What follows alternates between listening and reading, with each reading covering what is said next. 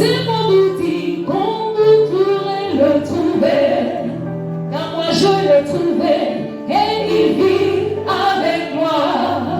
Enfin je l'ai trouvé, mon genre de compagnon, compagnon dans la misère, compagnon dans la joie, compagnon de route dans ce monde difficile, compagnon dans la misère, compagnon dans la joie, compagnon de route dans ce monde difficile, compagnon dans la misère, compagnon dans la joie, compagnon de route dans ce monde difficile.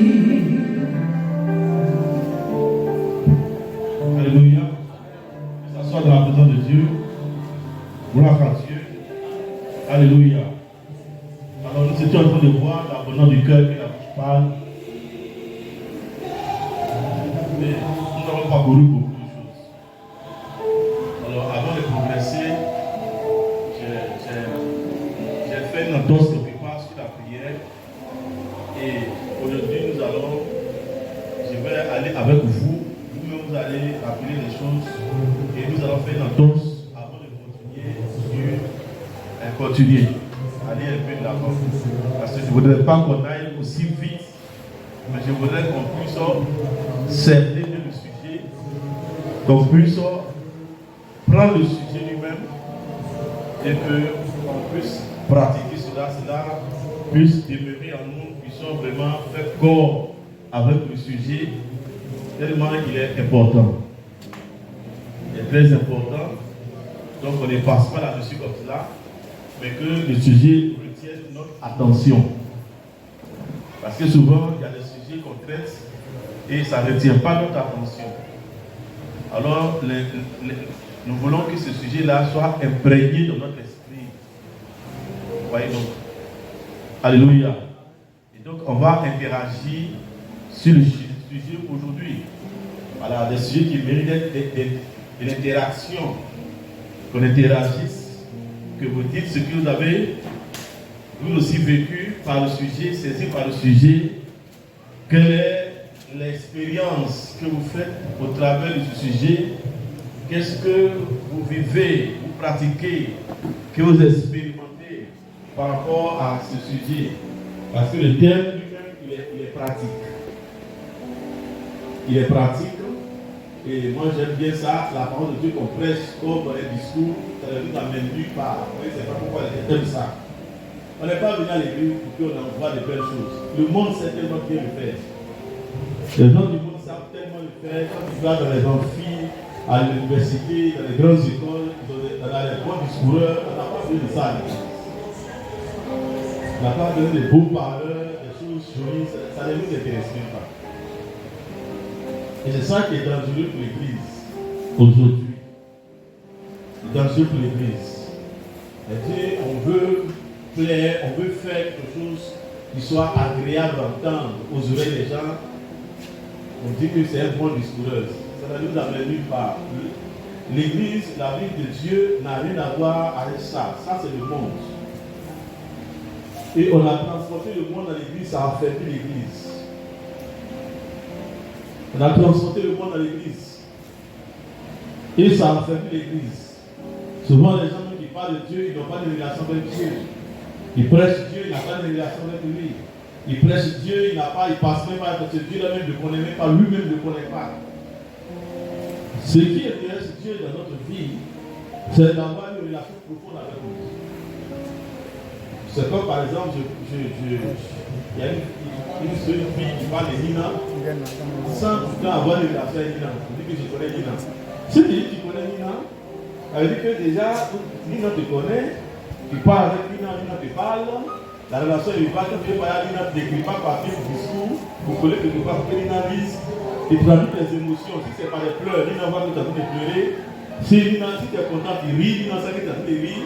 En tout cas, tout se traduit dans une relation parfaite, dans un échange, dans une communauté. C'est ça la vie de Dieu. Dieu n'est pas un robot. La Bible dit dans Hébreux 11, verset 6, ça c'est une parole qu'on trahit. Il dit, sans la foi, possible d'être agréable. Quand celui qui s'approche de Dieu doit croire que Dieu existe. Ce mot-là, c'est important. Doit croire que Dieu existe. Donc, il doit croire que Dieu est réel. On rend Dieu irréel. Irréel. Et quand je veux parler à elle, je fais un discours. Non. Par exemple, elle dit, ah, non, vraiment, vous venez chanter. Elle dit, bon, papa, j'ai compris, il vient chanter. Je viens parler au ciel des parles. Mais c'est quel Dieu on est avec lui, et puis on n'a pas de relation avec lui, et on parle de lui seulement. Ça, c'est quoi ça? Alléluia. Tu n'as aucune relation avec lui, et puis tu parles de lui seulement. Et tu penses que parlant de lui, ça lui plaît. Dieu ne cherche pas des supporters. Il a tellement dans le ciel que ton toit a fait de son supporter pour dire ici que son parti, ça n'intéresse pas Dieu. C'est un parti politique. Il dit que non, je suis un parti politique de Dieu, moi je parle un peu de Dieu, alors moi je suis du côté de Dieu, ça va plaire à Dieu, ça n'intéresse pas Dieu. La Bible dit que celui qui marche par la chaîne ne peut plaire à Dieu. Donc tu ne peux pas plaire à Dieu si tu n'es pas en communion avec lui, si son esprit ne t'anime pas, ça ne t'intéresse pas. Si tu veux parler de lui partout, tu n'as pas de relation avec ce Dieu qui ne connaît pas et qui ne t'intéresse même pas. Tu ne t'intéresses pas. Tu ne peux pas plaire à Dieu par ta force, par ta chair, par ta manière de faire, parce que toi aussi tu parles de Dieu. Quand les gens critiquent Dieu, tu dis je suis du côté de Dieu. Dieu même a des gens qui peuvent le défendre. Donc ne pense pas que ces mentalités d'homme là, dans la chair, vous dites que non, dans la cour là, tout le monde n'est pas ton affaire. Moi, c'est ton affaire, donc ça fait que de ton côté. Ce n'est pas même chose avec Dieu. Et c'est comme ça, on pense qu'en faisant comme ça, Dieu va s'intéresser à nous. Dieu ne va pas s'intéresser à toi parce que tu as la Bible. Dieu va s'intéresser à toi parce que tu sens ses cantiques et que tu vas l'écouter à toi dans ton église. C'est pas ça. Vous comprenez? Donc, si tu veux être chrétien, il faut être chrétien. On va interagir, on va donner un micro à des personnes. Et de tout ce qu'on a vu, il faut une interaction. Alors, on va voir qu'est-ce que tu as reçu, qu'est-ce que tu as saisi. Et puis aussi, bon, chacun dit ce qu'il a vécu, bien, s'il y a eu l'expérience avec lui, il faut envoyer le micro.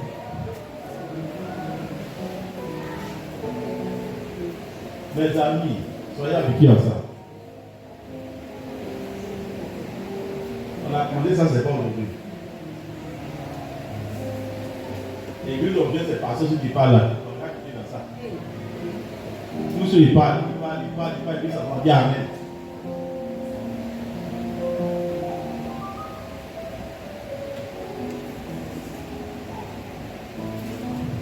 Oui, il peut nous dire ce qu'il a, si c'est quelque chose que tu peux rappeler, que tu as reçu par l'enseignement. C'est-à-dire de rappeler, tu peux nous faire ça. Dire ça. Ou bien, à partir de ce message, qu'est-ce que a commencé ta vie? Nico, si vous ne parlez pas, je vais vous demander. Oui. Bon, alléluia. Oui. Papa, pour moi, au niveau de la prière, en tout cas, j'ai compris beaucoup de choses, mais ce qui m'a le plus marqué, c'est le fait que vous avez dit non, que une prière n'est pas accompagnée de feu, n'est pas vraiment une prière en tant que telle. Ce sont juste des simples mots. Et cela ne peut pas avoir assez d'impact, assez de puissance. Et donc, c'est le fait que nous dégageons dans la prière qui donne à notre prière d'être plus efficace, de pouvoir changer les choses, de pouvoir transformer les choses. Et après cela, quand je suis arrivé à la maison, j'ai expérimenté la prière d'une autre manière. Et j'ai tellement prié, passé toute la nuit en train de prier, et le matin, malgré que j'avais prié toute la nuit, j'étais vraiment satisfait. Il y avait comme ce feu-là en moi. Ça fait que tout le temps que je suis là, j'ai tout envie de prier. Merci. Vous voyez la paix expérience. Dieu a créé en nous une soif. La soif, c'est Dieu qui a créé ça. Mais lui, il a commencé. Il a compris, il a commencé à mettre en pratique. Quand tu commences à mettre en pratique maintenant, Dieu a mis un feu en toi. Il y a voici un candidat. Voici quelqu'un qui est candidat, il veut aller loin un mois. Il veut aller loin. Donc, allumons le feu. Le feu qui va le démanger pour aller dans ma présence. C'est comme ça. Après le Dieu là. Il n'y a pas quelqu'un qui est superstar. Non, si tu n'es pas prêt, tu n'es pas venu te soulever comme ça, mais comme on appelle ça, les peinteuses, là, on appelle peinteuses, les machines qui ramassent les ordures. Pas venir te prendre comme ça, pour aller te déposer dans le ciel là-bas pour faire ton travail. Non, c'est pas comme ça. Oui, donc quand tu as entendu, il dit bon, moi je vais mettre en pratique. Oui, donner merci, donner le micro. Il n'y a pas de preuve comme une peinteuses. D'abord, on a dit que la vie de Dieu, c'est une vie de l'esprit. Oui. On a dit que c'est notre esprit qui est en communion avec le Seigneur. Oui. Et c'est notre esprit qui adore Dieu. Oui. Et moi, vraiment, j'expérimente ça au quotidien parce que ici, vous avez dit qu'on ne peut pas comprendre une personne qui dit qu'il adore Dieu et puis il fait une prière de 5 minutes. Voilà. Moi, souvent, quand je suis au travail, quand j'arrive le matin au travail, je prends mon téléphone, je mets les cantiques. Je suis en train de faire le ménage. En tout cas, je suis en train d'adorer Dieu.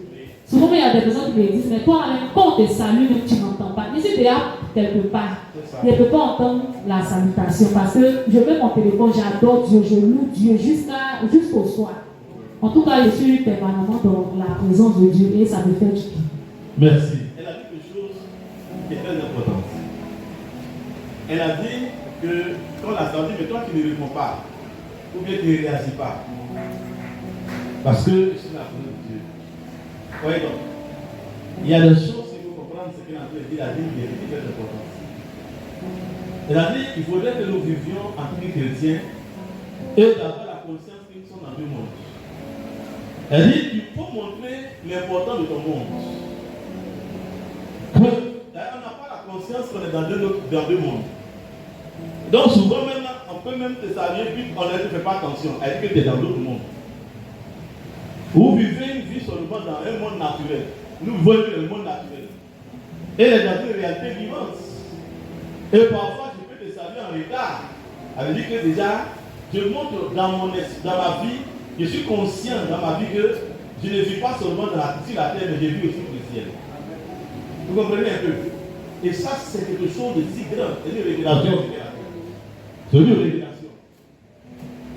Ne vivons pas seulement comme si les réalités naturelles là, c'est ça qui est réel, qui est vrai. Elle considère plus vrai dans sa manière de faire la réalité surnaturelle que la réalité naturelle. Ouais, donc. C'est pourquoi les gens ne comprennent pas. Ouais, donc. Quand vous dites que vous êtes chrétien, quand vous dites que vous êtes chrétien, comment tu vois ta chrétienté? Sur quoi tu te fies pour dire que tu es chrétien? Parce que ce sont les réalités, c'est la réalité de notre vie qui nous donne un nom. Mais nous ne vivons pas ce que nous disons. Comment cette chose est réelle quand nous voulons la mettre en évidence? Tu ne vis pas la chose et puis tu veux agir avec la chose. Il faut être conscient que tu es un homme spirituel. Et c'est cette conscience qu'elle est en train de développer. Pour savoir qu'elle est, bien qu'elle soit sur la terre, mais elle a une relation avec le ciel. Et ne trouvez pas bizarre. C'est les gens qui vont te trouver bizarre, mais c'est la vie normale. C'est les gens qui te trouvent bizarre. C'est comme nous on voit un fou. Vous voyez donc. Elle dit, normalement, quelqu'un ne doit pas manger de la poubelle. Mais lui, tout normal de manger de la poubelle. Vous voyez donc. Donc, on est dans deux réalités différentes. Donc, ne soyez pas, ça ne doit pas vous choquer si les gens vous trouvent bizarre parce qu'ils ne vous comprennent pas, parce que vous avez dans une spiritualité, ne cherchez même pas à vous faire comprendre. Ne cherchez pas à vous faire comprendre. Alléluia. Si nous voulons dominer dans ce monde, c'est comme ça qu'on va vivre. Vivre nous-mêmes notre propre vie. Pas la vie de tout le monde. Vous pouvez faire comme la vie naturelle. C'est ce qu'ils connaissent. Ils ne connaissent pas autre chose. Mais ce que nous connaissons, c'est ce que nous faisons. La vérité ne se trouve pas dans le grand nombre. Eux pensent que la vie naturelle, c'est ça que la vie est réelle. La vraie vie que tout le monde vit. Non, c'est pas ça. Vous comprenez? Et ce qu'elle a dit, c'était si fort. C'est une révélation. C'est une révélation. Il ne faut pas le trouver anormal que tu as qu'on appelle ça une gare de bus et que tu as prière. Les païens vont te trouver anormal, mais donc chez Dieu, tu es normal. Vous voyez, comprenez? Parce que la vie naturelle ne connaît pas les choses de l'esprit. Dans ce monde, ne connaît pas. Le système de ce monde est étranger à ce que nous on fait. Mais nous, on sait que ce que nous on fait là, c'est ce qui est réel, c'est ce qui est vrai. Vous voyez? Donc, nous sommes comme des étrangers sur la terre en fait. On ne nous connaît pas. Maintenant, toi, tu veux t'accommoder à la vie que tout le monde connaît. Pourquoi est-ce que tu veux être extraordinaire? Pourquoi? Il va être transcendé. Pourquoi? En quoi il va être transcendé? Est-ce que vous comprenez? En tout cas, merci. Quelqu'un d'autre? En tout cas, vous touchez des points comme ça, c'est bon. Et quelqu'un d'autre? Donc, ce n'est pas anormal si tu es dans la vie que tu vis, que tu as ton esprit en prière. Bonjour, monsieur. Bonjour, madame. Ah non, il n'y a pas de problème. Tu as prié?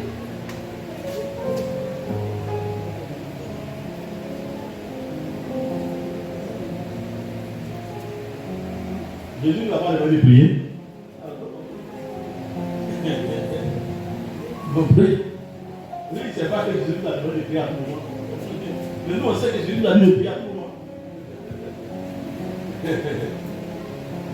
Oui, quelqu'un d'autre? Oui, comme quand on a déjà parlé, on va laisser les autres après pas parler.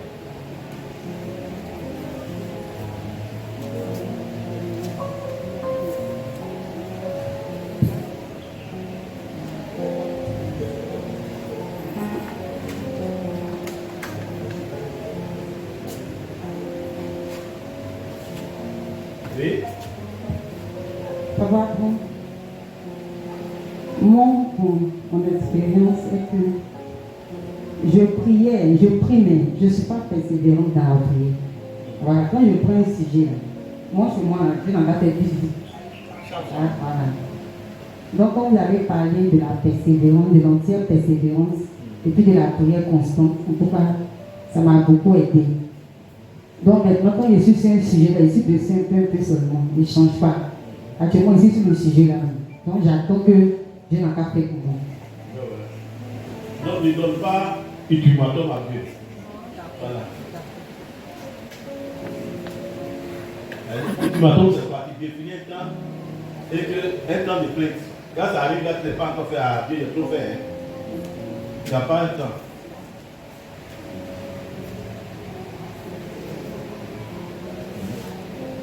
Vous voyez, quand Dieu parle, par exemple, dans le livre d'Hébreu, il dit que le juste vivra par la foi. Il dit non, il dit d'attendre un peu.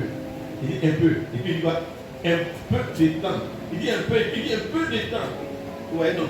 Elle dit encore, et encore, un peu. Dieu c'est comme ça. Et il est là, ça veut dire qu'il faut être persévérant.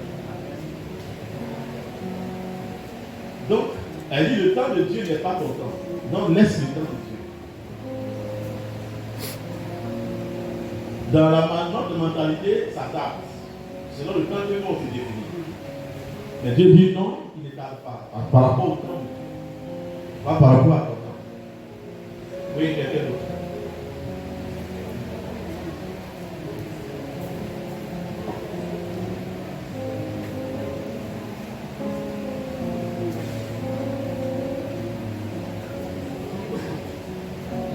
Vous avez parlé de la puissance de la prière qui vient d'un cœur rempli de Dieu. Oui, la puissance de la prière vient d'un cœur rempli de Dieu.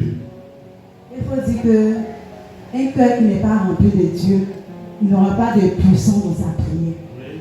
Un cœur qui est dans l'amertume, un cœur qui est découragé, qui a perdu de l'espoir, il n'aura pas de puissance dans sa prière. Et vraiment, ça m'a beaucoup fait du bien. Ça m'a donné d'évacuer tout et de plus avoir un cœur rempli de la présence de Dieu afin que mes prières soient puissantes. Merci. Alléluia. Vous voyez, il y a des combats qu'on doit mener. Il y a des combats qu'on doit mener. Souvent, nous sommes en train de chasser des démons à l'extérieur. Chasse des démons partout, mais le démon lui est en quoi? Par l'amertume, par les mauvais sentiments, par la rancœur, par beaucoup d'autres choses. Ça est dans notre cœur. Il faut pouvoir les évacuer. Et c'est un combat. Ceux qui savent que tu es confronté à cette choses, même le combat pour ça peut être victorieux.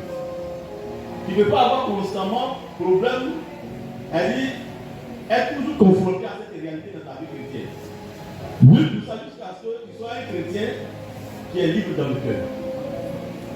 Si tu as ce problème-là, il faut vaincre ça. Toi qui n'as pas encore vaincu ça, il ne peut pas lever la main. Il y a des combats, il faut les mener. Et il y a des gens qui ne mènent pas ces combats. Ah, vraiment, depuis que je suis venu au Seigneur, j'ai eu souvent le problème avec la haine, j'ai le problème avec la rancune, et les mauvais sentiments. Oh, gloire à Dieu, j'arrive avec ça. Depuis un certain temps, je n'ai plus de problème avec la rancune. Ah, ce qui t'a mené au combat, t'es devenu victorieux. Il y a un chrétien qui mène aucun combat. Première année, deuxième année, jusqu'à dans sa vie chrétienne, il est toujours avec les haines, avec les rancunes, tout ça. Hey, tu n'as pas bougé. Tu n'as pas bougé. Il y a des combats qui mènent la peine d'être vraiment combattus. Alléluia. Jusqu'à ce que le Dieu te fait comprendre que sur la terre, il n'y a personne qui ne garde pas rancune. C'est faux. Si Dieu nous demande, c'est qu'il y a des gens qui ont pratiqué la parole. Pourquoi? Si Dieu dit ça, et puis il pratique la parole, il dit ouais, c'est un homme normal, peut ne pas garder rancune. C'est un homme normal, peut ne pas avoir des sentiments. Les mauvais sentiments peuvent venir chez tout homme, là c'est normal.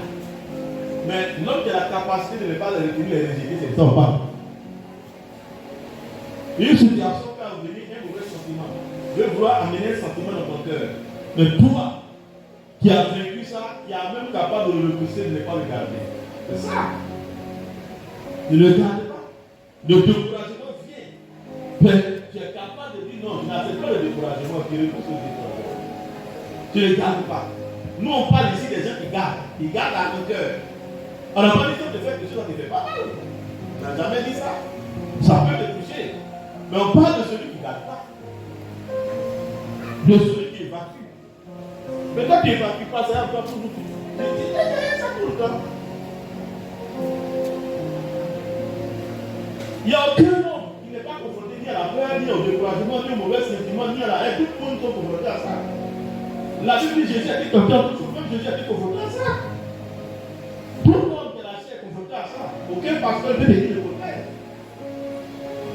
La haine, la rancœur, quand tu parles mal de moi, la première chose qu'il entend, parfois c'est pas arrivé que ça peut vouloir payer la colère à moi. Mais je repousse. Je n'accepte pas. Tu comprends? Donc c'est tout homme. Les mauvais sentiments peuvent essayer de vouloir devenir te convaincre. Mais il s'agit de ne pas les accepter.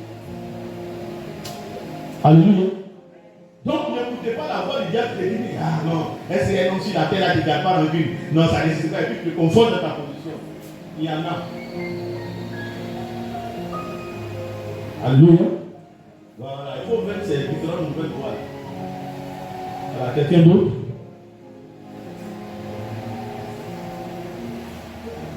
Et elle a dit quelque chose que je voulais parler dessus. Après, tu avais dit quoi que tu peux. Voilà, merci.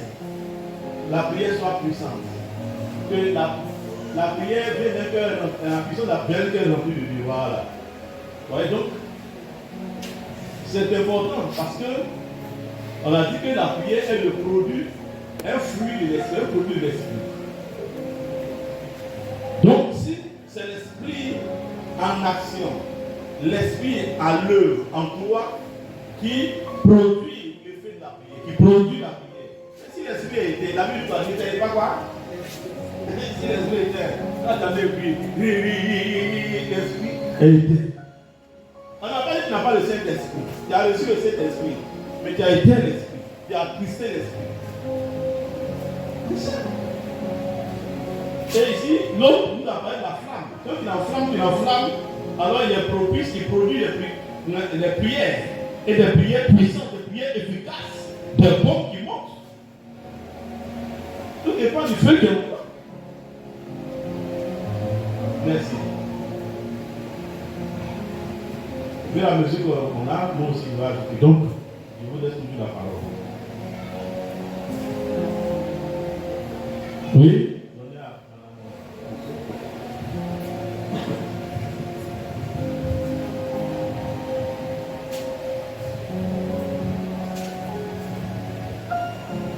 D'abord, on a dit aussi que lorsqu'on dit qu'on est chrétien, on doit naturellement prier. Oui. Parce que la prière, c'est la respiration du chrétien.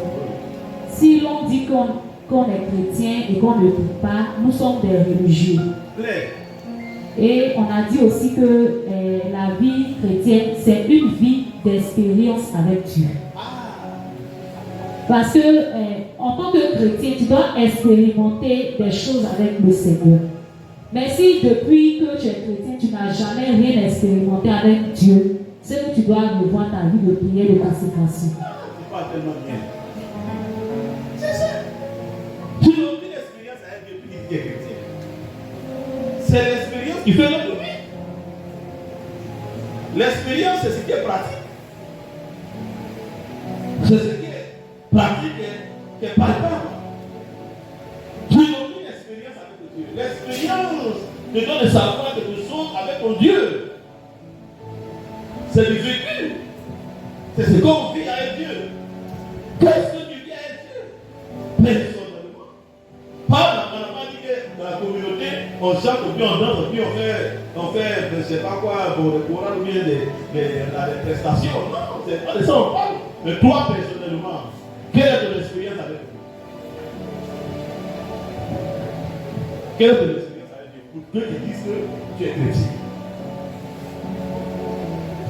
Donc ne cherchons pas à accommoder notre vie chrétienne, c'est qu'on voit partout. Il nous a donné un modèle, et ce modèle est décrypté par la parole de Dieu. Ne cherche pas à ressembler à tout le monde, mais cherche à ressembler à la parole, à ce que Dieu dit. Qu'est-ce que nous voulons? Nous voulons des types de communautés, mais nous voulons Dieu. Qu'est-ce qu'on veut? Moi, souvent, je me pose la question. Quand les gens vont à l'église, qu'est-ce qu'ils veulent? Tu veux Dieu, ou bien tu veux une communauté, ou bien tu veux un nom d'église. Tu veux quoi? Qu'est-ce que tu veux? Parce que si tu veux Dieu, mais alors il y a la voie pour donner Dieu pour la voie. Mais tu ne suis pas la voie. Qu'est-ce que tu veux?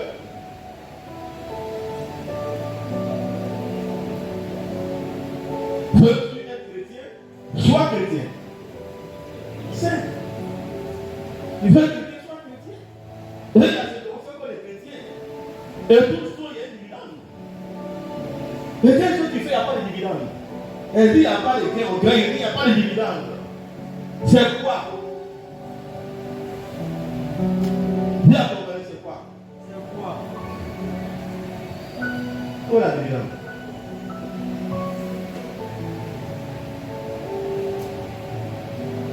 Alléluia. Oui, quelqu'un d'autre? Amen.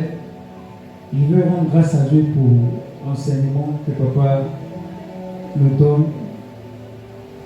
Et moi, ce qui m'a vraiment interpellé, c'est que je dois être une maison spirituelle. Je dois être une maison spirituelle parce que Dieu n'écoute que ce qui vient de l'esprit. C'est ça. Dieu n'écoute que ce qui vient de l'esprit. Donc, si je travaille à être une maison spirituelle, si je deviens une maison spirituelle, ce que je vais dire à Dieu sera en esprit et Dieu pourra m'écouter et me répondre. C'est ce que moi j'ai retenu. Amen. Ah, c'est bien. Elle dit, il faut être une maison spirituelle pour produire les choses de l'esprit. Produire les choses de l'esprit. Un homme qui n'est pas édifié, elle a dit ça. Il faut être pour pouvoir produire des choses de l'esprit. Si tu n'es pas édifié, si tu n'es pas construit spirituellement, comment tu peux produire des choses qui viennent de l'esprit? Et la prière est une chose de l'esprit. C'est un produit de l'esprit. Ce n'est pas un produit de la chair. Non, non, non, non, non. Ce n'est pas un produit de la chair. C'est un produit pur de l'esprit. C'est pourquoi la Bible dit que et Dieu qui connaît, qui sonde le cœur, connaît quelle est la pensée de l'esprit. Il n'a pas dit quelle est la pensée de la chair. Il n'a pas dit quelle est la pensée de ta chair. Non, non, non. Dit quelle est la pensée de quoi?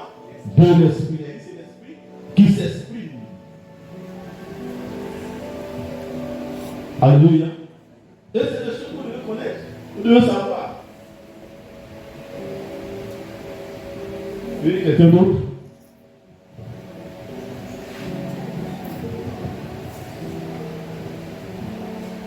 Oui. Bon, la Fadette qui voulait parler. Amen. Bon, papa, par ce message, j'ai aussi compris pour cela que, étant chrétien, c'est vrai que nous appartenons tous à une communauté, mais spirituellement parlant, nous n'avons pas tous le même poids. Car notre qualité et notre quantité de prière nous donne d'avoir un certain poids sur le plan spirituel. Et par cela, j'ai compris aussi que ce n'est pas le fait d'appartenir seulement à un département, soit être évangéliste, service d'ordre, être dans le département de nettoyage ou encore être un saint fidèle. Mais cela dépend de notre engagement, de notre soif dans notre cœur. C'est ce qui va nous pousser vraiment à chercher Dieu et cela va nous donner d'avoir un certain poids sur le plan spirituel. Merci. Oui, il y a toutes choses il y a chaque chose dans la vie de Dieu. Il y a le service, bien sûr. Vous pouvez dire, c'est pas seulement ça. On peut comprendre. C'est pas seulement cela. Il dit que si tu te fies seulement à un service, que tu n'as pas une relation avec Dieu, mais le risque de time. Voilà. Le service est important. Donc chaque chose à sa place. Il y a le service. Elle dit le service vient après ta relation avec Dieu. Donc quand tu es dans un service, c'est que tu as déjà une relation avec le Seigneur. Tu ne peux pas être dans un service, mais alors tu sais qui? Un Dieu que tu ne connais pas. Tu ne peux pas servir un Dieu que tu ne connais pas. Tu ne peux pas servir un Dieu avec qui tu n'as pas de relation. Un Dieu avec qui tu ne parles pas. Un Dieu avec qui tu n'as pas de relation. Tu le sais comment. Tu ne pourras pas le servir pour les démons. Tu vas le servir à légèreté. Tu vas le servir à négligence. Tu vas faire comme toi, tu as des hommes bien bons de faire. En tout cas, selon ta manière. Il n'y aura pas de crainte. Tu ne vas pas le servir à un feu. Elle le fait à le zèle. La Bible dit, soyez pas fervent d'esprit là, et puis on dit servir le Seigneur. Fervent d'esprit. On commence par l'esprit, et puis on dit servir le Seigneur. Donc ça doit être accompagné d'une flamme, d'un feu. Quand on s'est dit accompagné d'un feu, c'est fait selon Dieu. Oui, merci. Alors oui, merci le micro à... Alléluia. C'est que moi, je voulais ajouter, je voulais toucher un peu ce que Mme Gosso a touché concernant l'expérience. Elle a dit que la vie chrétienne, c'est une vie d'expérience aussi avec Dieu. C'est ça. Et une fois comme ça, dans ma méditation, je lisais le passage du peuple d'Israël qui sortait de l'Égypte. Et j'étais sur le miracle de la mer Rouge. Et dans ma méditation, je me posais la question, mais pourquoi Dieu a fait un si grand miracle en ce moment précis-là? Pendant que le peuple sortait de l'Égypte, et puis c'est précisément là qu'il accomplit un si grand miracle, c'est-à-dire aux yeux de tous. Parce qu'avant ça, quand on lit la Bible, on voit que c'est vrai, Israël est un Dieu. Mais il se révélait souvent à des personnes individuellement. Mais en groupe de cette façon, on ne voit pas ça trop. Donc je me posais la question. Et la réponse qui me venait, il me disait, certainement Dieu a fait ça pour les sauver. Les pharaons et de son armée qui les poursuivaient. Mais en même temps que je me disais ça, il n'était pas satisfait. C'est comme si il y avait une autre vérité, mais que mon esprit n'arrivait pas à saisir. Et pendant que je poussais ma méditation, c'est là que le Saint-Esprit me dit aussi que Dieu a fait ce miracle-là en ce moment précis aussi pour donner une expérience au peuple. Parce que c'est vrai, on a dit qu'Israël est un Dieu. Mais tout ce peuple-là, tout le monde n'avait pas forcément une expérience vivante avec Dieu. Et Dieu a fait ce miracle-là pour donner une expérience à ce peuple-là. De sorte que quand ils vont entamer leur marche dans le désert, ils sachent qu'ils ont un Dieu qui est réel. Ils sachent qu'ils ont un Dieu qui est vivant. De sorte que quand aussi les peuples vont s'élever, leur foi soit affirmée. Donc quand j'ai compris ça, j'ai dit effectivement, l'expérience, c'est quelque chose qui est important pour la marche chrétienne. Tout à fait. Et véritablement, moi, ça m'a vraiment aidé. Parce que quand viennent les moments de découragement, les moments d'abattement, l'expérience que tu as eue avec Dieu autrefois va amener ta foi à s'élever. J'ai dit, ça va t'amener à comprendre que ton Dieu là, c'est vrai le découragement arrive, mais ton Dieu là, souviens-toi qu'il a fait ceci pour toi, souviens-toi qu'il s'est révélé à toi à tel moment, à telle occasion, et la vie revient, la force revient. Donc c'est pour dire que l'expérience avec Dieu, c'est quelque chose de vraiment important pour tout chrétien. Si on veut avancer avec Dieu, si on veut aller loin avec Dieu, il ne faudrait pas seulement qu'on entende parler de Dieu venant des autres, mais il faut que nous-mêmes là, on réalise que ce Dieu-là est vivant et qu'il est réel. Amen. Alléluia. C'est très important. Parce que aussi longtemps, on va t'inviter toujours. Viens à l'église, viens faire ça, 1 an, 2 ans, fais ça, on te met si tu dois faire ça. Tu ne pourras pas voir ce Dieu, ni connaître ce Dieu. Tu ne pourras pas faire des pas avec lui. Il a dit beaucoup de choses. Tu ne pourras pas faire des pas avec lui. L'expérience laisse une empreinte. Vous voyez? Il a dit le miracle a été fait devant tout le monde. Il dit c'est comme il invite tout le monde à lui. Avant c'est Moïse seul. Maintenant il va faire le miracle devant tout le monde. Tout le monde va voir. C'est un appel, c'est une interpellation au cœur de chacun pour que chacun voit la réalité de son Dieu. En même temps, c'est une invitation. Ça se dit que Moïse là, ce n'est pas lui seul qui peut voir la gloire de Dieu, la puissance de Dieu. Moi aussi, Dieu m'invite. Donc Dieu veut avoir un contact personnel avec moi. C'est vrai l'affaire en ce moment, mais chacun a vu de sa manière. À lui-même. Il n'a pas vu dans les yeux des autres. Lui-même, il a vu. Et toi-même, tu dois voir. Tu ne dois pas voir dans les yeux du pasteur, dans les yeux des dîners, dans les yeux des clercs. Mais toi aussi, tu dois voir dans tes propres yeux. Toi, tu dois expérimenter Dieu. Et quand tu as expérimenté Dieu, ça laisse une empreinte dans ta vie pour le chemin, pour le parcours, pour le voyage en fait. C'est ça. Et il a parlé de souvenirs. Les souvenirs sont importants, c'est une force que Dieu a logée dans notre esprit. Ah, quand souvent tu penses que, qu'est-ce qui fait qu'on est découragé? Le découragement, c'est que aussi il y a les mauvais souvenirs. Quand tu penses, ah, moi-même je regarde la vie passée, il y a ça, il y a des choses ici. Mais quand il y a un bon souvenir dans la vie, ah oui, l'année passée, mais vraiment, j'ai pris, Dieu a fait ça, hein. Et puis il m'a donné telle parole, et puis ça s'est accompli. Et puis le souvenir qu'un prière, même Dieu m'a révélé quelque chose. Le découragement, c'est tout le monde. Tout le monde.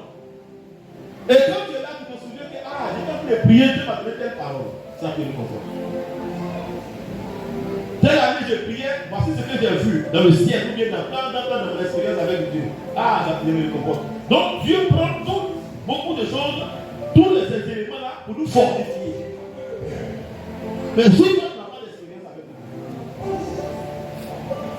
Dieu, sur quoi tu peux, ou bien par quoi ta force peut venir, de quoi peut venir ta force. Alléluia. C'est ça.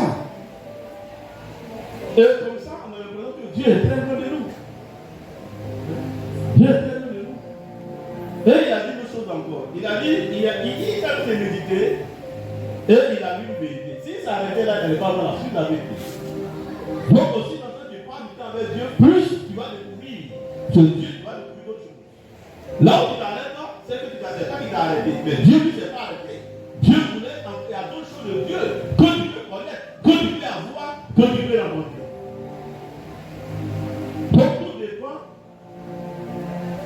du temps que tu donnes à Dieu, de ton focus avec Dieu. Tu es plus profond avec Dieu. Pourquoi veux-tu avoir des choses grandes? C'est pas possible.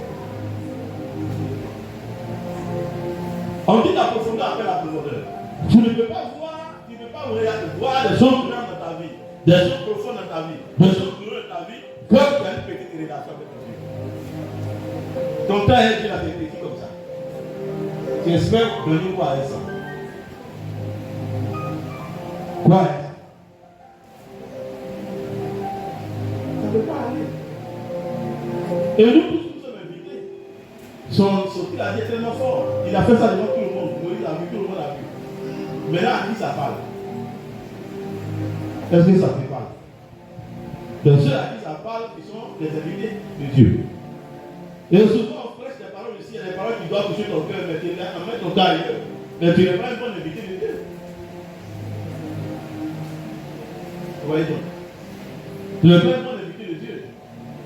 Et ce n'est pas une question, je vous dis qu'à faire de Dieu, ne logeons pas ça à un âge. Non, moi j'ai 10 ans, non, moi j'ai 15 ans, 10 ans ne meurt pas. Je peux même meurt. Elle dit tout ce qui intéresse la vie, là, ça t'est concerné. Tout ce qui est lié à la vie t'est concerné. Bébé a faim, bébé mange.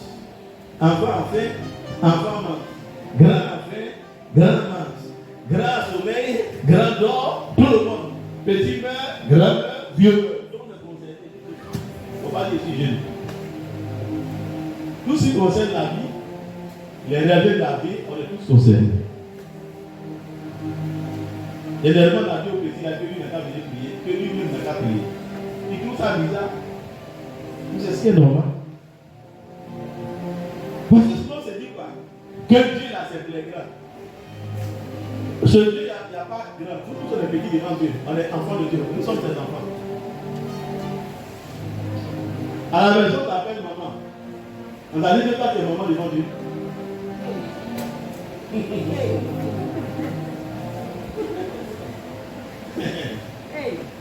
n'es pas maman devant Dieu. Tu es son enfant. Tu n'es pas maman de Dieu, papa de Dieu. Tu es enfant de Dieu. Là, c'est entre nous ici, on fait tout ça. Donc, si tu es un enfant, ce n'est pas un problème. Tu peux chercher Dieu. Si tu es un jeune, tu peux chercher Dieu. Donc, ne loge pas ça à un âge. Et nous, là, ce n'est pas nous. C'est la maman là. Hey! Est-ce que le diable, il vient, il regarde si tu es un enfant? Il regarde si tu es une vieille. Il regarde si tu es un jeune. Il regarde si tu es là. Il ne regarde pas tout ça. Il ne regarde pas ça. Il dit non, comme il n'a pas commencé la vie, il a encore dit des sons lui en fait. Alléluia. Oui, quelqu'un d'autre? Oui. Attends, il y a lui qui veut parler. Attends, il faut parler. Après, il va parler. C'est bon, c'est les délais. Oui. Papa, je voulais ajouter un peu sur tout ce qui a été dit. Dans l'enseignement, on a aussi appris que, en tant que chrétien, nous sommes les transmetteurs de la puissance de Dieu, de la vie de Dieu, de la force de Dieu. Mais en même temps, Dieu agit en nous et avec nous, n'agit pas en nous et avec nous de façon disproportionnée. Et moi, ça a attiré un peu mon attention. Et je crois que ça doit attirer l'attention de tout chrétien et de toute personne qui est appelée au service de Dieu. Parce que si nous devons par exemple prier pour une personne, la qualité de la prière ou de la puissance que nous allons transmettre pour la guérison de cette personne-là va dépendre d'abord de ce qui est en nous, c'est-à-dire de la quantité de Dieu en nous et de la qualité de Dieu en nous. Donc c'est pourquoi moi en tout cas ça a attiré un peu mon attention et ça m'a envoyé à comprendre beaucoup de choses. Et aussi pour interpeller toutes ces personnes-là qui souvent sollicitent des gens pour prier, pour les aider ou bien pour les soutenir en prière, ou bien pour prier quand ils sont malades. Tu peux solliciter quelqu'un et puis vu peut-être l'état de ta maladie, de ta santé, ou bien l'ampleur de ta maladie, cette personne-là peut ne pas prier pour toi. Parce que la personne même, si elle est consciente d'elle-même, sait la quantité de Dieu qui est en elle. Et avec la quantité de Dieu qui est en elle, là, qui est en lui, il sait qu'il ne peut pas prier et puis tu seras guéri. Donc c'est pour nous interpeller nous tous.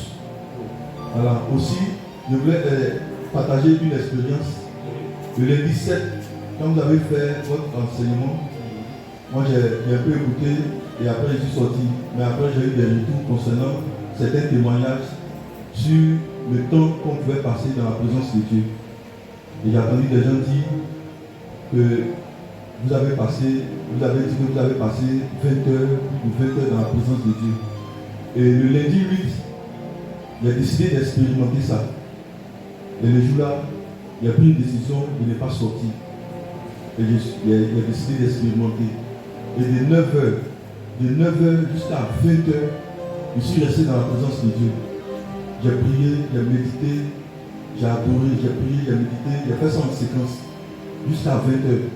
Et c'est à 20h, comme je devais sortir pour aller chercher à manger, et je me suis arrêté.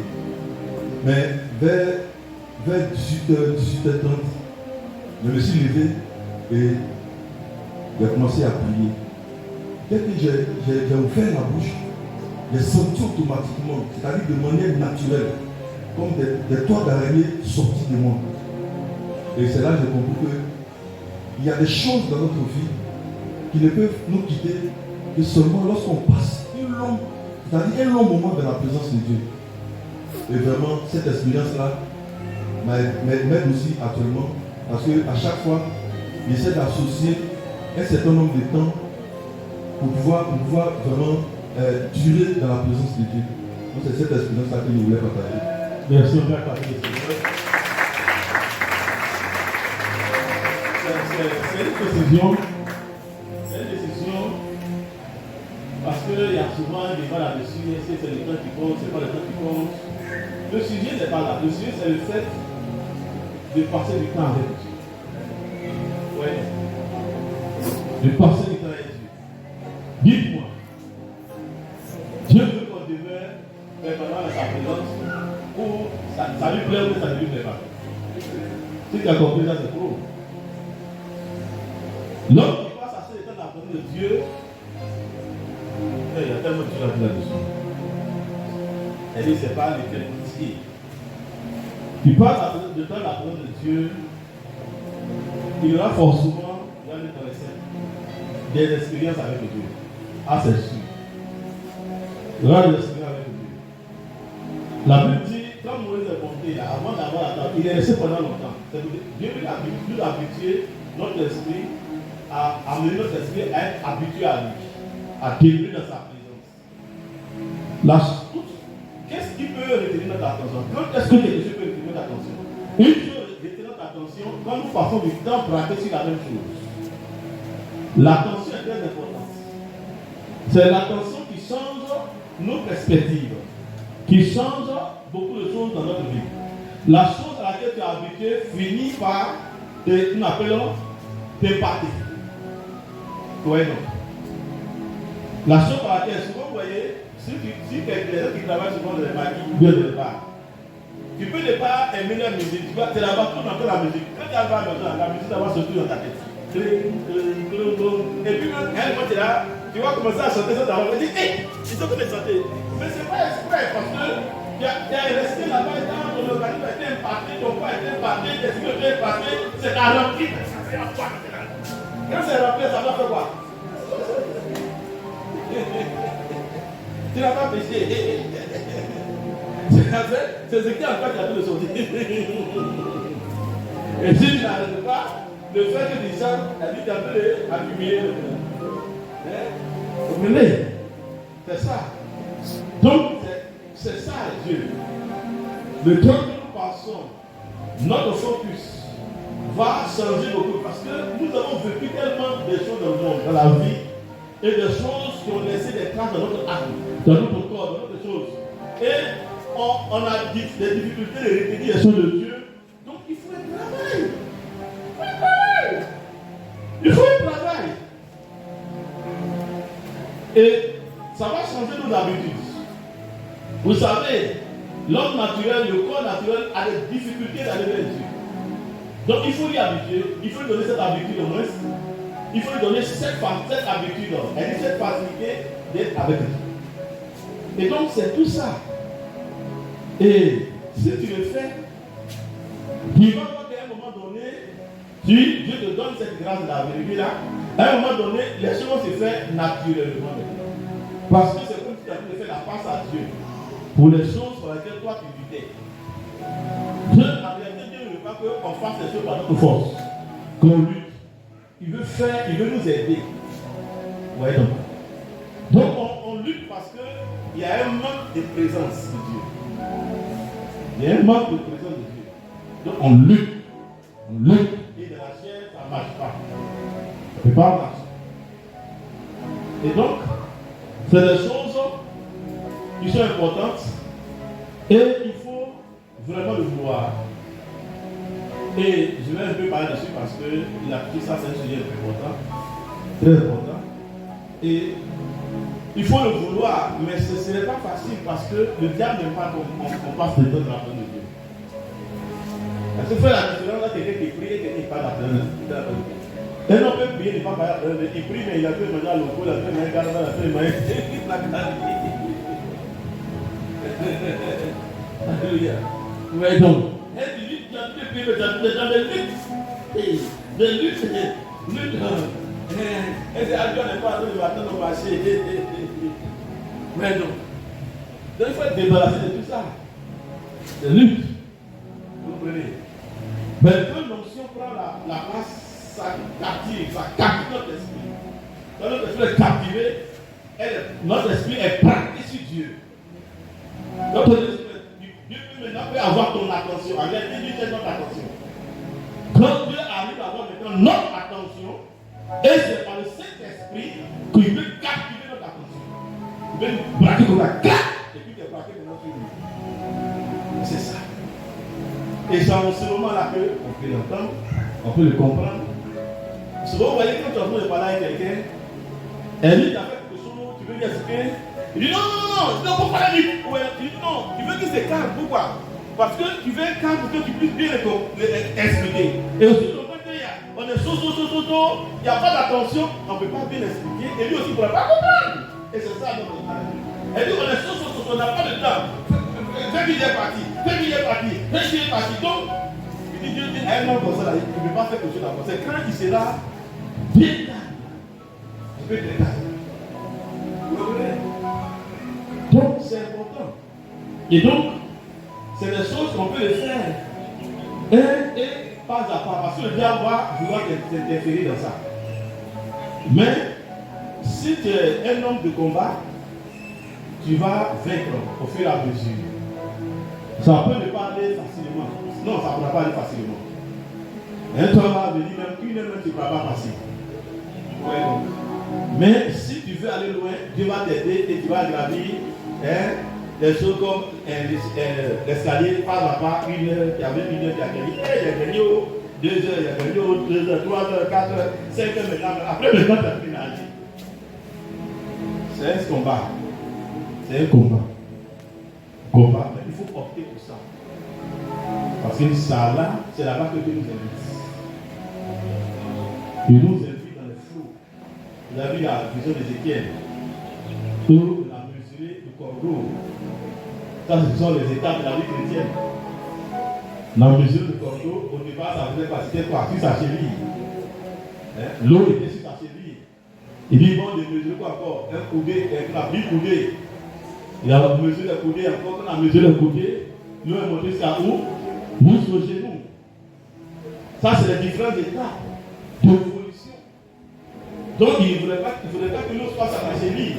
L'eau de la cheville, là, elle s'en peut se baigner dedans. Et d'ailleurs, il ne peut pas le passer dedans. L'eau de la cheville. Mais l'eau est montée maintenant au genou, des genoux, maintenant c'est venu ça à la hanche. À la hanche, ça devient un peu lourd maintenant. Quand tu es là, tu sens que tu es dans l'eau maintenant. Tu as fait où tu vas. Tu sais que tu es parti, tu vas arriver dans la bénédiction. C'est ça. Avec Dieu, c'est comme ça, le progrès.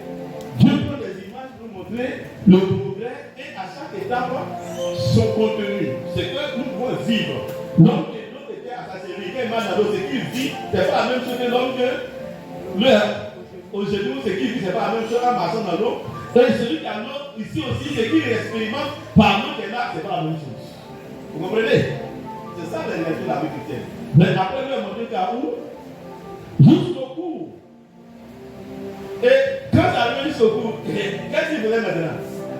Le drainage. L'eau à ton cou, tu as marché. Tu peux marcher. L'autre après maintenant. C'est encore plus facile. Vous comprenez? C'est ça. Parce que là maintenant, ce n'est plus toi qui prends le contrôle, c'est l'autre qui prend le contrôle. Et Dieu veut prendre le contrôle de notre vie. Mais nous, on dit on ne veut pas. On dit la vie que tu es difficile. C'est toi qui veux la rendre.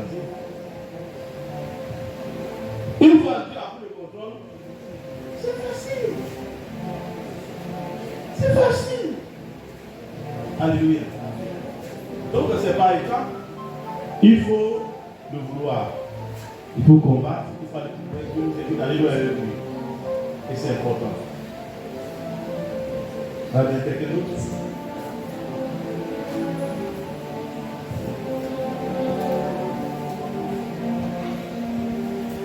Papa, c'est concernant l'expérience avec Dieu.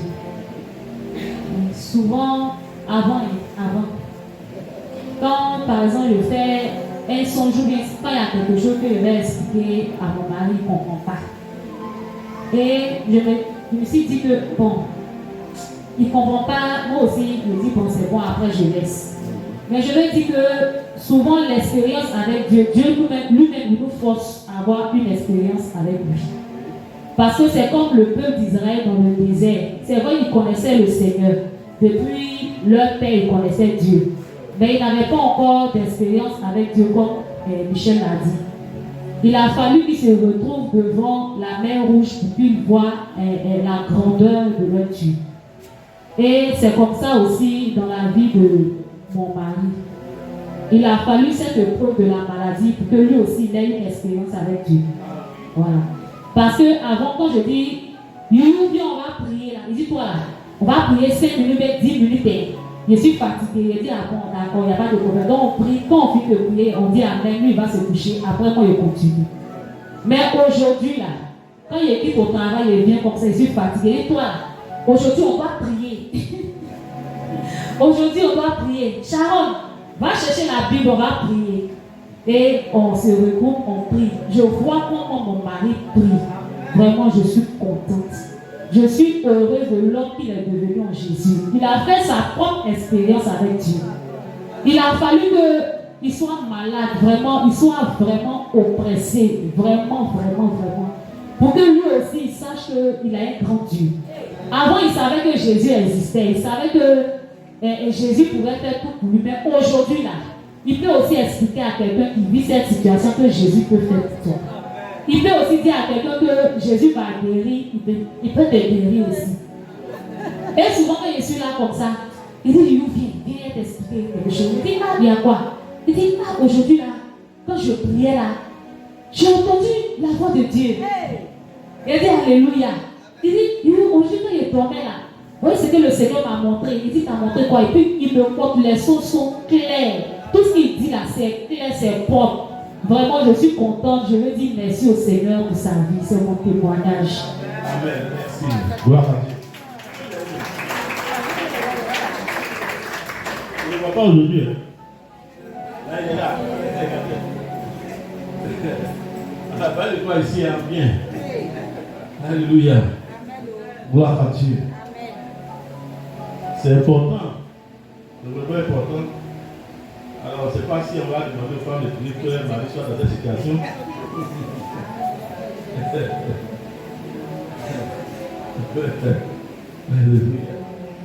Voilà, c'est ça. Parce que là, elle a tellement tout dit que je ne sais pas qu'est-ce qu'il faut aller. Souvent, les difficultés nous aident. Des fois, et la plupart du temps, ce n'est pas les bonnes choses, ce n'est pas le bonheur qui nous fait venir vers Dieu. C'est quand ça chauffe. Il y a des choses tranquilles, hein. Quand ça a chauffé, il va courir. Oui. En tu as lui parler, il ne va pas écouter. Le diable veut le cogner un peu. Cogner un peu. C'est comme Dieu a dit, bon, Job n'a pas touché à son âme, hein. Il faut le fatiguer un peu seulement. Fatiguer un peu seulement. Et puis il va venir se prier. Ah, c'est une bonne prière. Seigneur, fatigue-le un peu. Fatigue-le, il y a qu'à te tourmenter un peu. Tourmenter. Mais que ton âme soit gardée, c'est pas que tu peux garder l'âme. Alléluia. Oui.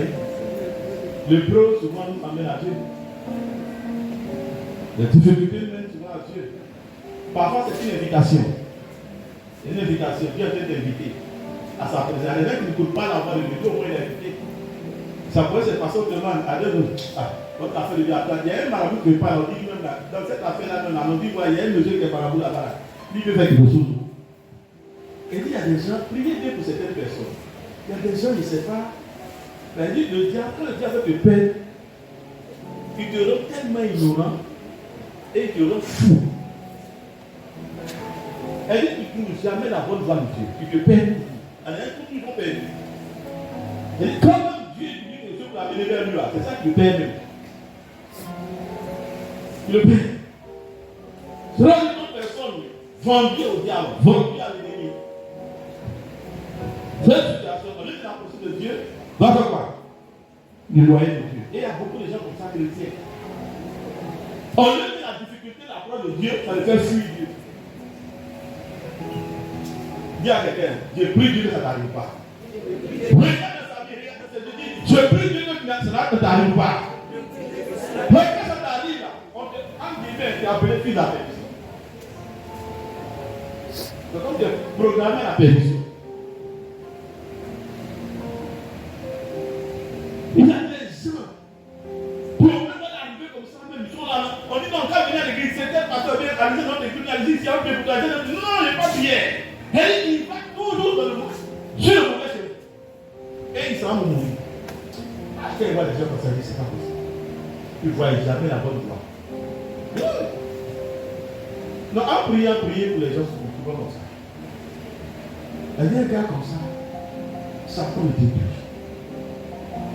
Il ne peut jamais trouver le bon chemin.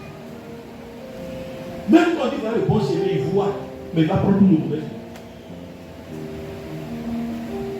Et cela, c'est dommage. Dommage. Vous priez pour que Dieu enlève les ténèbres de l'esprit de certaines personnes. Il y a des gens dont l'esprit est ténébré. Ils ne verront jamais le bon chemin de Dieu. Comme s'ils sont vendus au diable. Regardez ce gars-là. Judas. Malgré tout ce que Jésus disait, il est sorti là. Il allait voir Jésus jusqu'à aller se prendre. Je prie que cela ne t'arrive pas au nom puissant de Jésus. Prenons quelqu'un de ta famille, tu sois issu de perdition. Au nom de Jésus.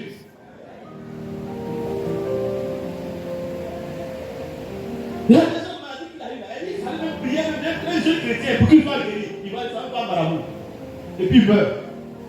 Je ne t'appuie pas les gens. Lui, ça l'a tué parce qu'il ne voit jamais le bon chemin. Je prie Dieu que tu ne sois pas un homme qui emprunte les mauvais chemins. Je ne sais pas comment expliquer ça, mais ça, c'est quelque chose qui est fort. C'est fort quand j'en parle. Il y a des gens qui ne crient pas parce qu'il n'y a pas de bled, mais ils sont perdus dans l'esprit. Perdus dans l'esprit. Là où il faut partir pour être guéri, il ne va pas là-bas. Là où il faut partir pour être sauvé, il ne va pas là-bas. Là où il faut partir, il y a la solution là. Il va toujours ailleurs. Là où il est la mort, là il va. C'est grave, c'est grave. Alléluia. Gloire à Dieu. On peut continuer? On peut continuer?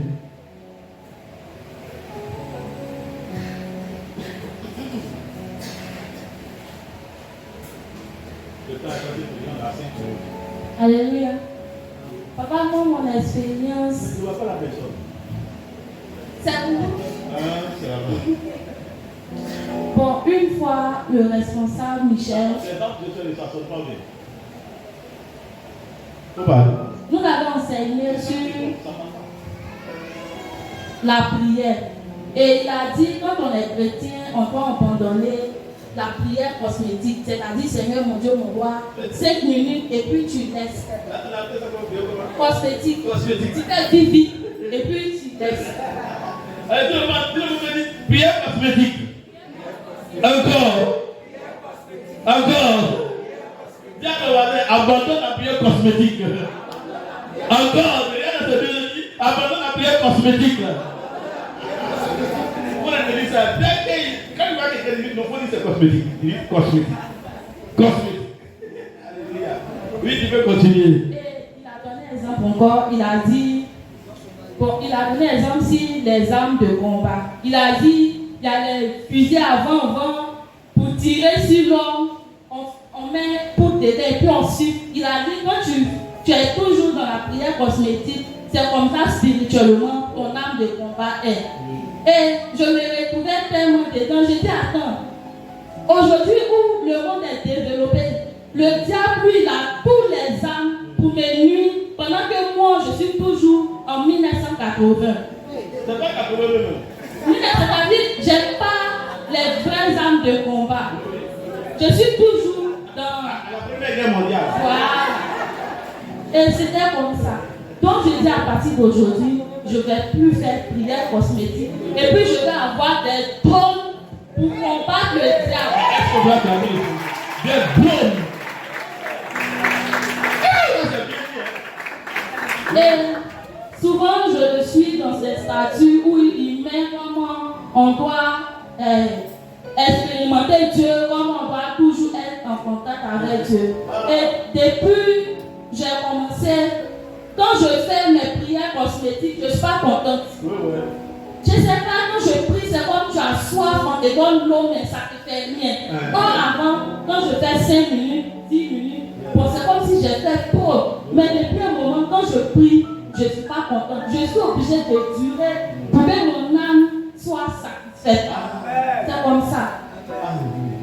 Au début, je ne comprenais pas, je lui ai parlé. C'est ça, il m'a dit, le Saint-Esprit en toi, quand tu fais les prières de 5 minutes, 10 minutes, il a trissé par...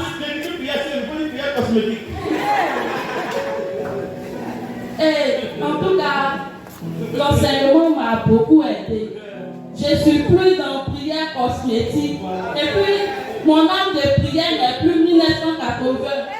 Je suis maintenant en 2025. Donc, je veux dire à quelqu'un, il faut beaucoup prier. Parce que la prière nous sauve. Et quand tu es beaucoup dans la prière, quand tu fais les prières de 5 minutes, ça ne te fait plus rien. Et quand je viens le soir, quand on prie même, quand ça finit, ça me fait quelque chose qui fait qu'on reste là jusqu'au matin.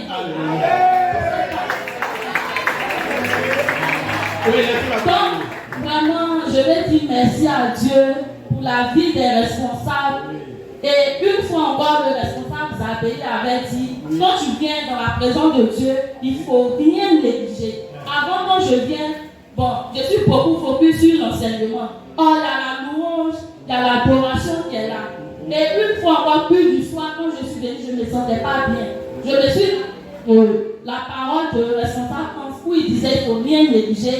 Ta délivrance peut quitter dans l'adoration ou la louange. Exactement. Une fois, je ne me sentais pas bien. J'ai dit aujourd'hui, là, je vais danser jusqu'à Dieu va me guérir. Papa, quand je suis venue, était tellement disposé dans la louange, sans votre prière, Dieu m'a guéri. Et je vais dire merci à Dieu. Parce que.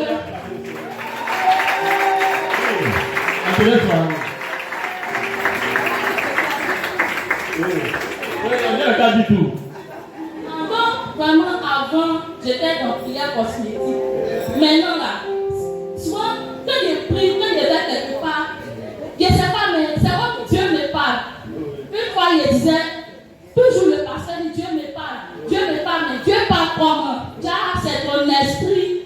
En tout cas, j'expérimente quelque chose avec le Seigneur. Est-ce qu'on peut tout voir?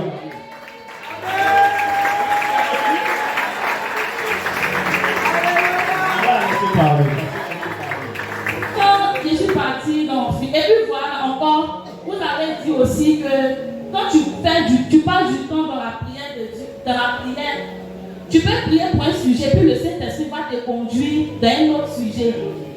Une fois, mon fiancé a eu un songe sur l'enfant. Oui. Et on priait pour l'enfant.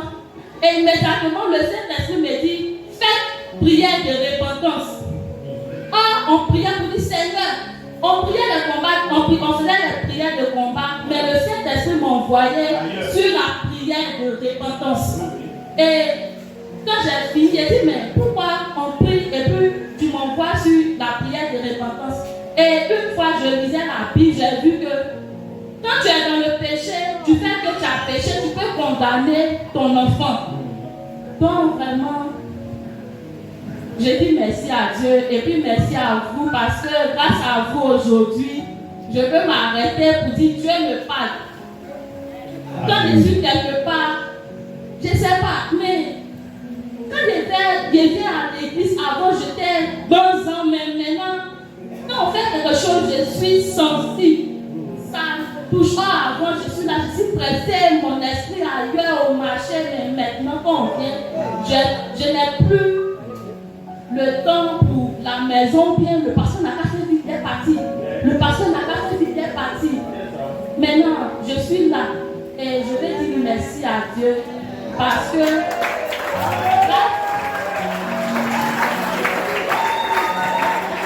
grâce à vos enseignements aujourd'hui, en tout cas, j'expérimente des choses avec Dieu. Et quand il me montre des songes, c'est clair. Et parfois, je suis là, quand je prie, je sors, il me parle. Et je vais lui dire merci. Parce que moi aussi, je voulais expérimenter Dieu. À chaque fois, moment, je lui dis, Dieu est bon. Mais je ne savais pas qu'on dit Dieu est bon là. Pourquoi il est bon? Mais maintenant, en tout cas, Dieu est bon. Quand tu es avec lui, il est avec toi, il marche avec toi, il parle avec toi. Et je vais lui dire merci.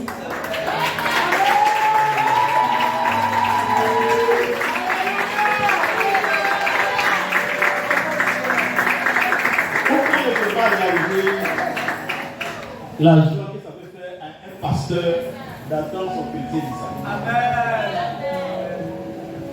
C'est merveilleux. On ne peut pas acheter quelque chose parce que la tête dans notre. C'est merveilleux. C'est vraiment merveilleux. C'est pas compliqué. C'est pas compliqué. Juste le vouloir. Le vouloir. Et tu arrêtes de bien possible. Ah, mais c'est de venir parce que tu as su utiliser les mots, les trucs, parce que souvent c'est pas toujours toutes les paroles qui touchent. Il y a des petits trucs là, quand tu as dit ça, tu vas voir l'image là, ça frappe fort. Alléluia. Que Dieu vous bénisse. Alors, c'est quelqu'un d'autre, quelque chose. Il a dit qu'il reste 5 minutes, donc il ne reste pas assez. Oui, il ne reste pas assez, donc. Manifestez-vous vite parce qu'il n'est pas assez. Oui, il faut dire que c'est une réalité, tout ce que l'homme de Dieu dit. La vie chrétienne est une vie d'expérience avec Dieu. Chaque jour, chaque instant, que tu vas avec lui, que tu es en communion avec lui, il y a des choses qui vont te faire vivre. Il y a des choses qui vont te montrer. Pas plus tard qu'avant-hier, c'était le vendredi. J'ai parti au travail, je suis monté dans mon véhicule. C'est le bagage que j'utilise souvent. Et j'étais assis. J'ai lu d'abord un passage dans un piège, je crois. Et j'ai commencé à prier. J'étais en prière. Et tout d'un coup, le véhicule a basculé. Et je vois que tout le monde a arrêté. Tout le monde s'est levé. Tout le monde s'est levé. Et puis, chacun même se posait la question, mais qu'est-ce qui se passe? Le Seigneur venait là de nous enlever dans un accident. Et il faut dire que c'est dans la prière que les choses se passent. Mais tu ne vas pas dans la présence de Dieu. Tu fais comment? Donc, l'enseignement que l'homme de Dieu est en train de donner, moi je m'efforce à aller en profondeur avec Dieu. Aller en eau profonde avec Dieu. Et un jour encore, je méditais toujours dans le véhicule. Papa nous a appris que quand tu es dans un véhicule, qu'il y a un embouteillage, il ne faut pas te plaindre. Avant, je me plaignais beaucoup. Mais maintenant, quand il y a un embouteillage, je prends. Il y a une petite Bible dans mon sac. Je prends et je commence à méditer. Et j'étais en train de méditer. J'ai médité le livre de Daniel, chapitre 2. Et j'étais arrivé sur le verset 22 qui disait qu'il est le Dieu qui révèle les choses cachées, les choses profondes, les choses que nous ne connaissons pas. Et quand j'ai fini de lire, j'ai commencé à prier. Et j'ai prié, j'avais les yeux fermés. Et tout d'un coup, je vois un gros serpent qui est en train de fuir. Il s'en va. Et je lui dis, ce que tu as pris, il faut le ramener.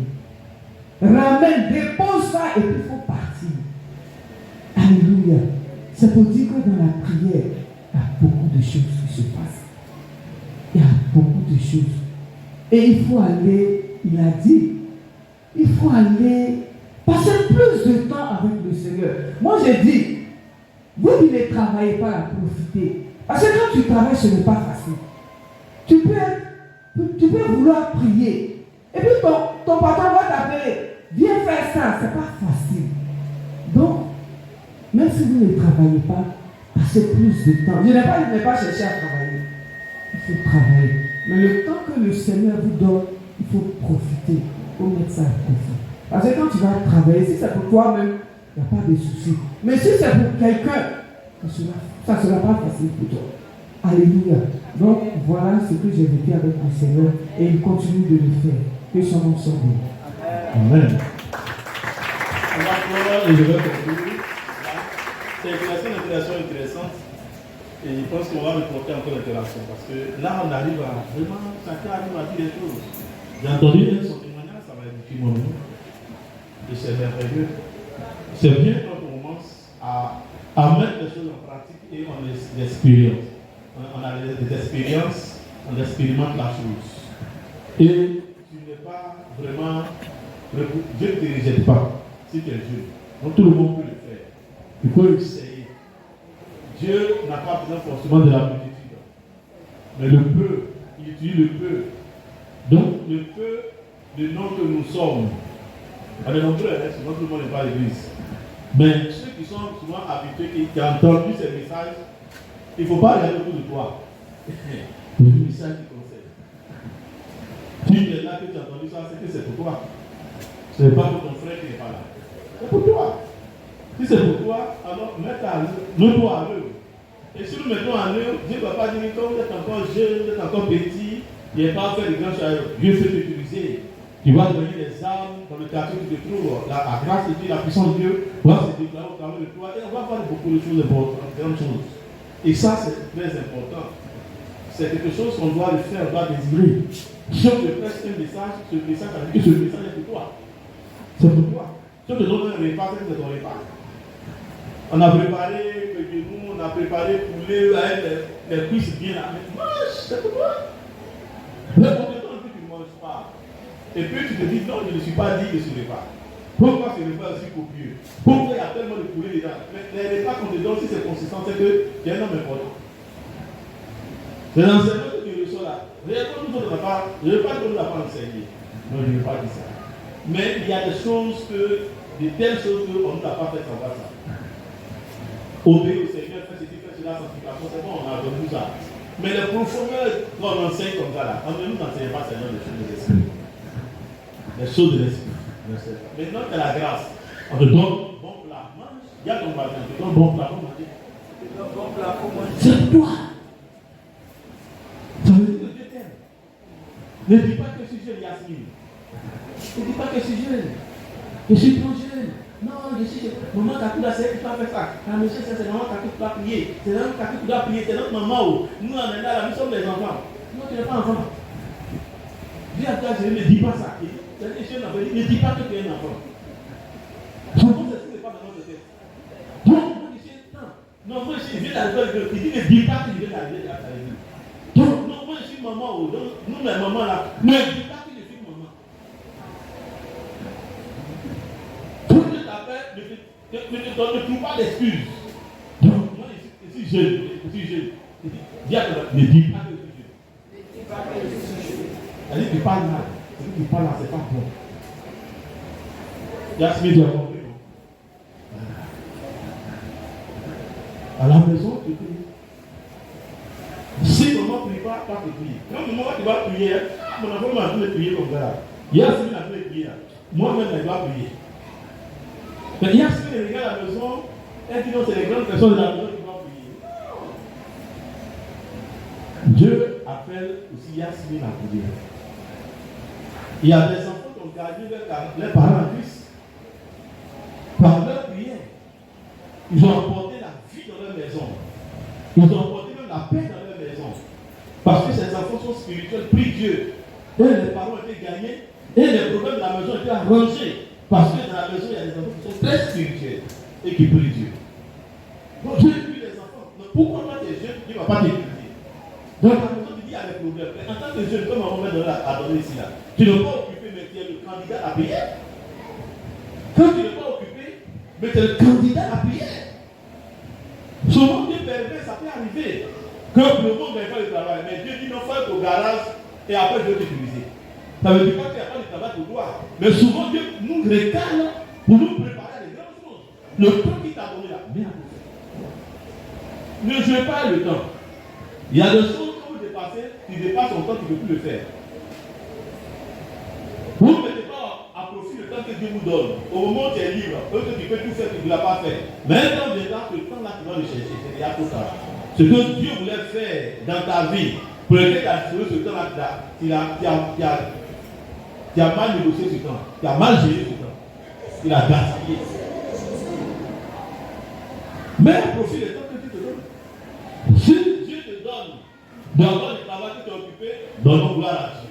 Si tu n'as pas encore donné du travail, ce temps-là, mets ça au profit du Seigneur. Pas pour parler de promener, pas dire que j'ai assez de temps pour me promener. Et donc c'est important que j'insiste sur la jeunesse parce que c'est une mentalité. Cette mentalité, la priorité, c'est difficile. Nous, les jeunes, on est jeunes, les choses de la jeunesse, on n'en discute pas. Mais toutes les choses de la jeunesse ne sont pas bonnes pour la jeunesse. On peut être jeune et faire des choses bonnes, meilleures, spirituelles. La jeunesse aussi doit être spirituelle. Ça n'enlève pas ta jeunesse. Mais ça rend ta jeunesse meilleure et glorieuse. Il faut avoir une jeunesse glorieuse. Je parle aux jeunes. Je parle des jeunes avant de parler de ça. Quand tu es jeune là, tu ne resteras pas jeune. Je étais enfant, petit, et puis Dieu l'a appelé. Donc, tu peux être un homme précieux, de valeur. Tu peux apporter en tout les grands peuvent venir vers toi parce qu'il y a quelque chose de grand sur toi. Il faut rentabiliser ta vie. Rends ta vie une vie de qualité. Fais ta vie une vie meilleure étant jeune. Tu vas voir. Tu seras demandé même là où les enfants, les jeunes ne peuvent pas aller là-bas. Pourquoi tu veux rester dans la place du peuple, du nombre? Pourquoi en tant que jeune, tu ne peux pas faire la différence entre les jeunes? De faire la différence. Les papas vont t'appeler, les grands vont t'appeler, même les jeunes auront besoin de toi. Parce que tu as su utiliser le temps que Dieu te donne. Tu l'as mis à profit. Pas gaspiller le temps. C'est un temps important, le temps de la jeunesse. C'est pas pour préparer la vie. Alléluia. J'espère que Dieu te parle à Dieu. Amen. Ça. Et oui, quand tu es venu sur la prière, c'est Adam, mais la prière est importante. Tu es chrétien. Je voulais voir qui, à part de lui, après de son expérience, qui, à part ces personnes-là, après l'enseignement, ils ont commencé à voir, bon, elle aussi l'a donné, la prière a commencé chez elle. Qui la prière a commencé? Merci. Dis donc toi. C'est pas pour parler. Tu veux la prière a commencé chez toi. Après ça, tu as commencé maintenant quelque chose. Oui, merci. Et tout. Merci. Alléluia. Merci. Merci. Merveilleux. Ça doit avoir des pas. Et continuez, les gens. N'arrêtez pas. Continuez. Jusqu'à ce que vous sentez que vous êtes en train de faire quelque chose. Parce que quand on fait une chose, on le fait pour un but. Alors, tu n'atteins pas le but et puis tu arrêtes. C'est comme si tu n'as rien fait. Il faut le faire. Et assurez-vous que ce que vous avez entendu, quand vous êtes en train de faire, le diable n'est pas content. Le diable n'est pas content. Et le diable va essayer de vous arrêter. Il va essayer de vous distraire par plusieurs moyens, soit par des amis, soit par d'autres choses, par des événements, des situations. Mais il ne faut pas te laisser distraire par le diable. Si tu as commencé quelque chose parce que tu as entendu cet enseignement-là, ne laisse pas le diable t'arrêter parce qu'il va venir t'arrêter. Je t'assure, il va venir t'arrêter. Mais toi, ta responsabilité, c'est de ne pas te laisser arrêter. Et si tu te laisses arrêter, il y a la rémunération au bout de ton travail, de ton effort, de ce que tu as envie de faire. Et puis, n'abandonnez pas votre assurance à laquelle attachez-toi est attachée une grande, on dit quoi, il n'y a pas de petite révélation. Une grande révélation. Quand tu commences à faire les choses de Dieu et que tu commences à avoir l'assurance dans ça, c'est qu'il y a quelque chose de meilleur pour toi. C'est vrai ça que tu vas.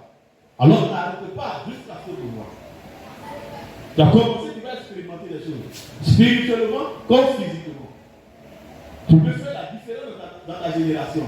L'homme qui prie, quoi qu'il en soit, il fera la différence. C'est le père que Dieu met devant nous. Nous, toi qui n'as pas parents riches, toi qui n'as pas parents, qu'on appelle dans le cabinet ministériel, toi qui n'as pas parents au gouvernement, tu as un gouvernement céleste. Il faut t'inscrire sur la liste des candidats.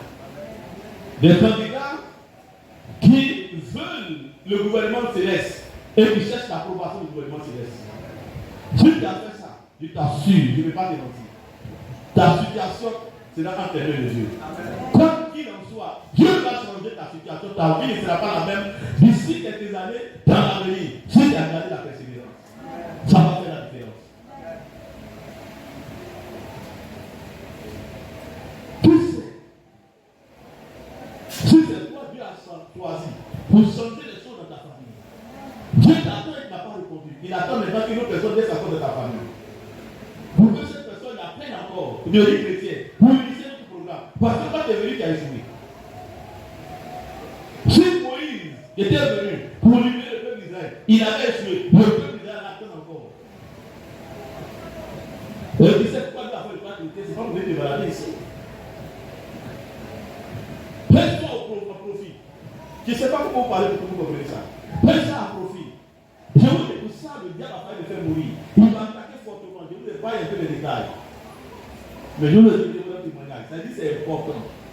Très important. Ce que vous êtes en train d'attendre, le diable ne veut pas que vous entendez ça. Parce que vous êtes des vrais chrétiens, pas les chrétiens de communauté. Vous êtes des vrais chrétiens. C'est des gens comme ça le diable a peur. Il n'a pas peur des gens de chaque matin, ils vont dans les communautés. Il sait les 12 là, Israël là, en Israël là, 12 ici là, ils effraient tout Israël. Tout Israël là, plus que tous les autres qui étaient là, qui parlaient dans les synagogues. Pourquoi il peut vous dire ça? Pourquoi c'est eux on pousse ça pour les tuer? Et puis les autres n'ont rien.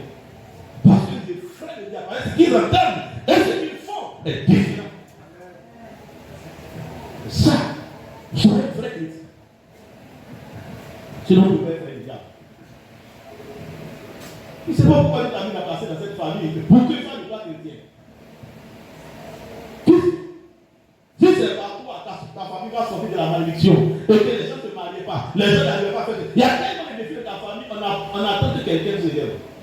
Et toi, tu es chrétien, tu ne te lèves pas. Tu dois être avec chrétien. Je le dis chrétien, c'est grâce. Alléluia. Est-ce que tu m'entends? Amen. Il y a trop de choses qui sont devant nous, trop de défis devant nous. Vous savez, les choses qui nous empêchent, les choses qui disent que les choses de la vie, qui fait combien Dieu au second plan là, je vous dis que c'est Dieu là, quand tu dis combien là, ça ne tient pas trop la vie quoi. Pourquoi je vous dis ça? Je vous pose la question. Quand l'enlèvement va arriver là, est-ce qu'en ce moment-là, le monde s'est fini et puis on dit bon, le monde a arrêté et tout ça. La vie va continuer, au moins les choses sont faites prendre là. Et là, est-ce que la vie là, c'est pas ça qui est Dieu dit. Pendant que le monde a pu fonctionner bien, les gens sont en train de voyager, faire les affaires. C'est là que le monde arrive, non les gens. Et il ne dit pas que tu n'as pas encore fini les affaires, et que le monde ne s'est pas encore arrêté, que tout le monde continue d'aller au bureau, que tout le monde continue de faire ceci, pour aller venir les prendre. Ce n'est pas ce monde-là qui est intéressé. Donc vous voyez, c'est des choses où se trouve Dieu. Et quel côté se trouve Dieu? Parce que c'est en pleine journée comme ça, les autres partent au travail, ils s'en foutent de votre travail, ils s'en foutent de ta travail avec ta vie. Ils s'en foutent de tes parties au travail, ils s'en foutent de tes gens de conduire. Même l'avion, le pilote ne va le prendre, il s'en fout qu'il y a des gens dedans. Vous n'avez pas entendu ça? Les gens sont l'avion, les gens, l'avion est mauvais. Le pilote a conduire à l'avion et en train d'amener l'avion, piloter l'avion. Et pendant qu'il pilote l'avion, il a un niveau, même s'il y a un truc dans sa tombe, on ne peut plus bien faire. C'est là que l'enlèvement arrive. Vous comprenez? Donc, regardez, comme elle dit ce monde-là, c'est pas ça là. C'est pas ça, c'est pas ton Dieu. Comment ça? On n'a pas dit de pas vu ce monde-là, mais on est focalisé. On donne les étrangers voyageurs. Dieu te voit comme étranger, toi tu vois comme habitant. Ce monde ne peut pas comprendre les pensées de Dieu. Tu vois pas ce qu'il faut comprendre. Il faut arriver à un certain niveau pour réaliser cela, pour faire la différence. C'est ça. Elle dit, quand l'événement est arrivé, les gens ne comprennent même pas qu'il y a un événement qui est arrivé. La vie continue comme du père. La maman qui était en train de ne sait pas faire quoi, qui est partie au marché pour aller faire marché pour venir servir ses enfants, pour venir préparer la vie. Pas là-bas, tous les enfants de ça, ils ont fait. Tu comprends? Où est ma femme? Il faut venir préparer. Elle est partie au.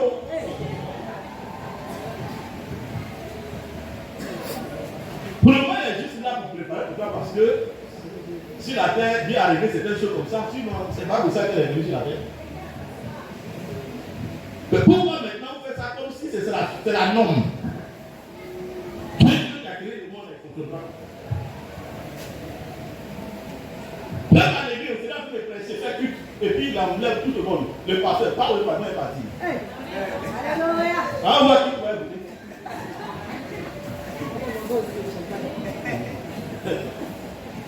Ah, le pianiste est parti. Ah. Donc, ils s'en foutent de tes rassemblements, il n'y a pas de Dieu. Ouais, non. Tu comprends? Il faut réaliser ça.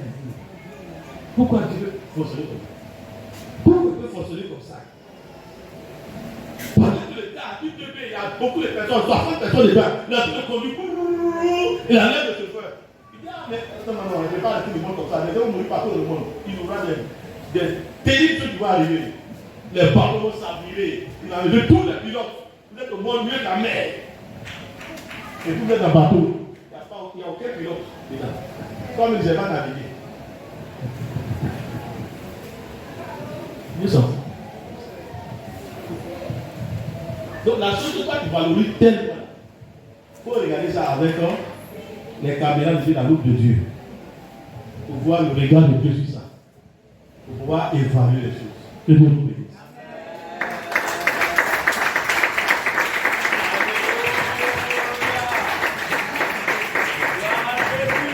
On va remercier le Seigneur. Bénis le Seigneur.